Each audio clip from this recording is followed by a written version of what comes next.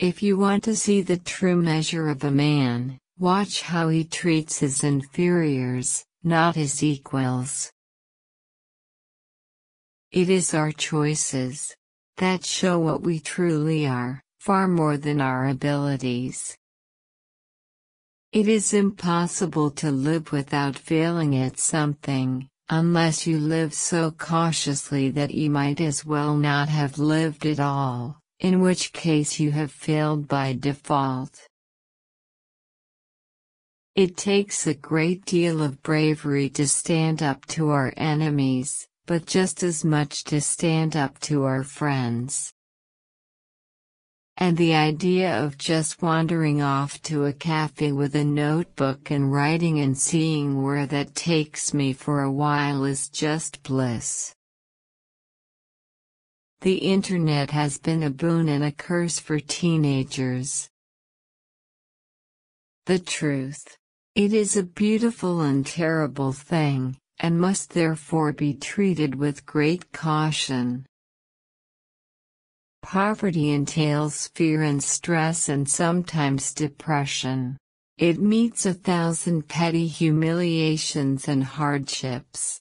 Climbing out of poverty by your own efforts, that is something on which to pride yourself, but poverty itself is romanticized by fools. Imagination is not only the uniquely human capacity to envision that which is not, and therefore the fount of all invention and innovation.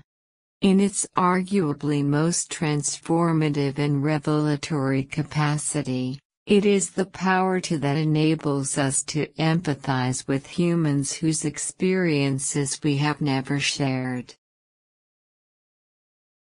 Humans have a knack for choosing precisely the things that are worst for them.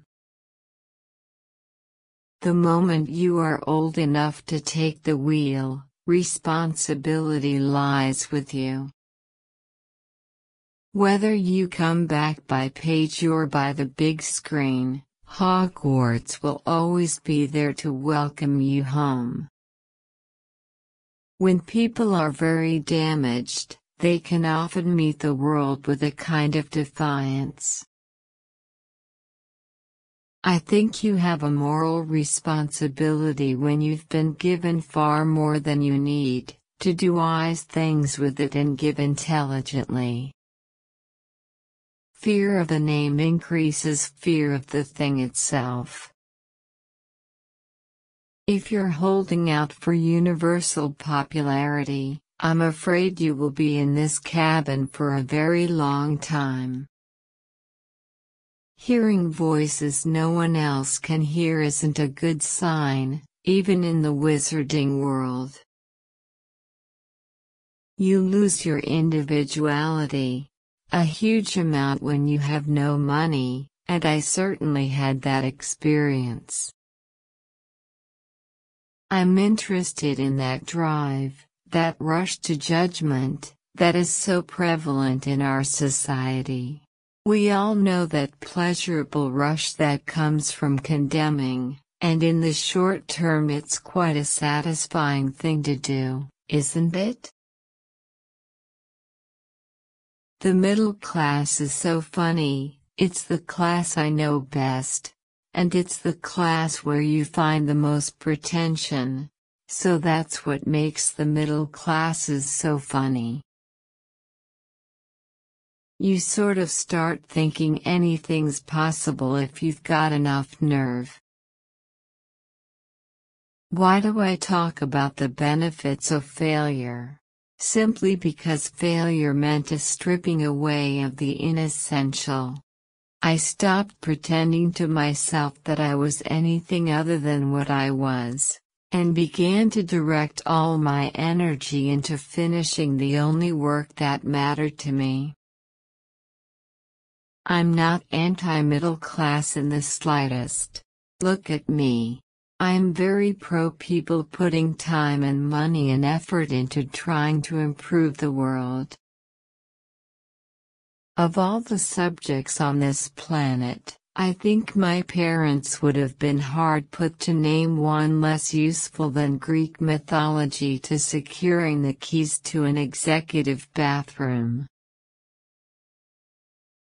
The thing about the 600 words, I mean someday, you can do a very, very, very hard day's work and not write a word, just revising, or you would scribble a few words.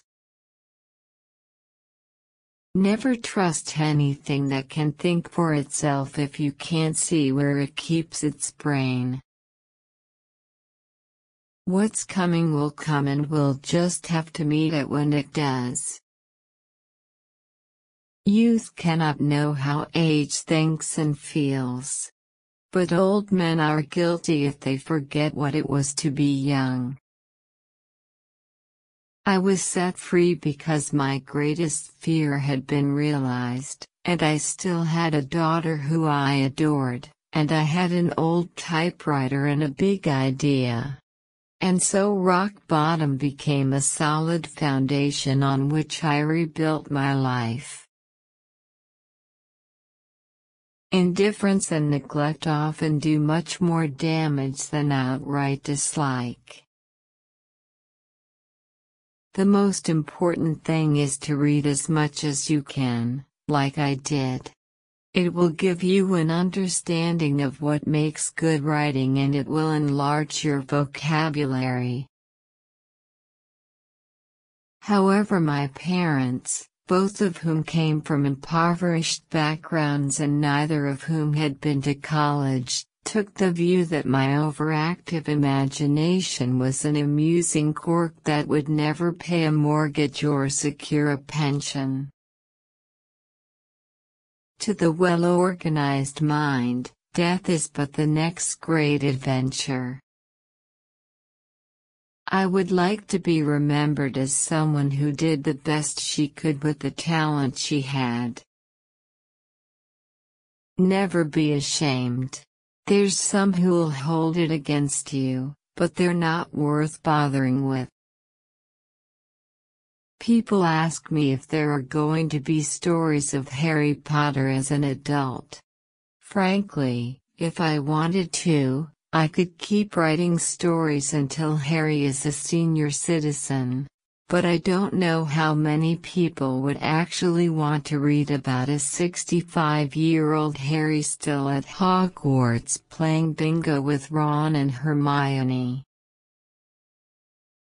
If you love something, and there are things that I love, you do want more and more and more of it, but that's not the way to produce good work. So as an author, I need to write what I need to write. Harry Potter gave me back self-respect. Harry gave me a job to do that I loved more than anything else. Whatever the reviewers feel about the casual vacancy, it is what I wanted it to be, and you can't say fairer than that as a writer. Honestly, I think we should be delighted people still want to read, be it on a Kindle or a Nook or whatever the latest device is.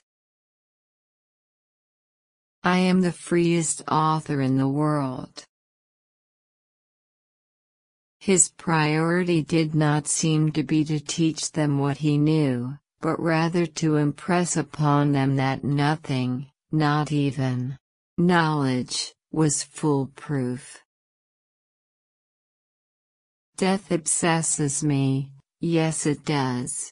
I can't really understand why it doesn't obsess everyone, I think it does really, I'm just a little more out about it. I loved writing for kids, I loved talking to children about what I'd written, I don't want to leave that behind. I will carry on writing, to be sure. But I don't know if I would want to publish again after Harry Potter. We're a phenomenally snobby society, and it's such a rich seam. The middle class is so funny, It's the class I know best, and it's the class where you find the most pretension, so that's what makes the middle classes so funny. No, there is literally nothing on the business side that I wouldn't sacrifice in a heartbeat to have an extra couple of hours writing. Nothing. There was a point where I really felt I had penniless divorcee lone parent tattooed on my head. I love inventing names, but I also collect unusual names, so that I can look through my notebook and choose one that suits a new character. I think I've really exhausted the magical. It was a lot of fun, but I've put it behind me for the time being. I remember the first time I heard a teenager say LOL. Just what? But it means laugh. Why don't you just laugh? What are you doing? On the subject of literary genres, I've always felt that my response to poetry is inadequate. I'd love to be the kind of person that drifts off into the garden with a slim volume of Elizabethan verse or a sheaf of haikus, but my passion is story. It is perfectly possible to live a very moral life without a belief in God, and I think it's perfectly possible to live a life peppered with ill-doing and believe in God. Talent and intelligence never yet inoculated anyone against the caprice of the fates. The poor are discussed as this homogeneous smash, like porridge. The idea that they might be individuals, and be where they are for very different, diverse reasons, again seems to escape some people.